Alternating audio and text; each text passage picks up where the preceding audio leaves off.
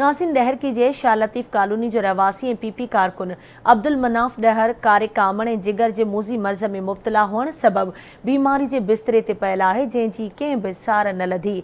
उन हवाले सां ॾिसूं था Ramesh Kumar ji report. Live stock खाते जो मुलाजिम ऐं पीपी अॻवान अब्दुल मुनाफ डहर कारी कामण ऐं जिगर जे मूज़ी मर्ज़ में मुब्तला हुअण सबबि गुज़िरियल 2 सालनि खां बीमारी जे बिस्तरे ते पयल आहे, जंहिंजी इन वक़्त ताईं कंहिं बि सार न लधी आहे। बीमारी जे बिस्तरे ते पयल अब्दुल मुनाफ डहर जो चवणु आहे त हुन घर जो समूरो सामान विकिरो करे पंहिंजे इलाज ते लॻाए छॾियो आहे, पर हिन वक़्त ताईं ठीकु न थी सघियो आहे। उन सिलसिले में अब्दुल मुनाफ डहर ऐं संदसि पुट आवाज़ टीवी न्यूज़ सां ॻाल्हाईंदे चयो त तक़रीबन 15 महीननि खां 2 सालनि जे तक़रीबन थी विया आहिनि, जिगर जी बीमारी मुब्तला आहियां। ख़र्चो तक़रीबन मां पंहिंजे वसार जेको आहे व्याजनि ते वठी करे हेॾो होॾो वठी करे संगत साथ को वठी करे उन्हनि जी महिरबानी आहे 14-15 लाख ते मां ख़र्च करे चुको आहियां।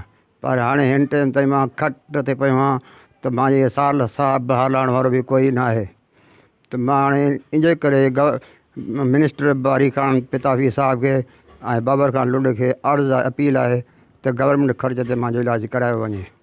मुंहिंजो उहे रहीमियात बि थियो, हाणे त मुंहिंजो गंबट में थिए थो पियो इलाजु।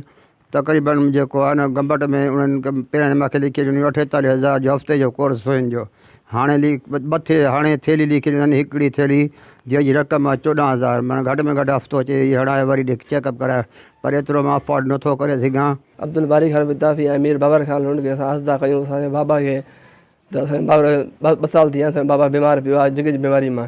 असां अपील था करूं त असांजे बाबा खे इलाजु कयो वञे। असांजे बाबा जो 2 साल थी विया असांजो बाबा खट ते पियो आहे, त असां जेको असां वटि हुयो सर्विस असां तक़रीबन 15 लाख ताईं पुॼी वियूं बाबा जो इलाजु कराए।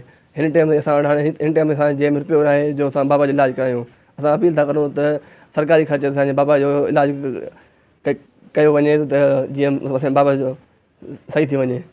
गुरबत ऐं मुफ़लिसी में मुब्तला अब्दुल मुनाफ डहर कई मसीहा जे ॻोल्हा में आहे। हुन सरकारी अमलदारनि समेत चूंडियल नुमाइंदनि खे अपील कई त हुनजो सरकारी ख़र्च ते इलाजु कराए हयाती बचाई वञे। कैमरामैन विजय कुमार सां गॾु रमेश कुमार, आवाज़ टीवी न्यूज़ डहर की।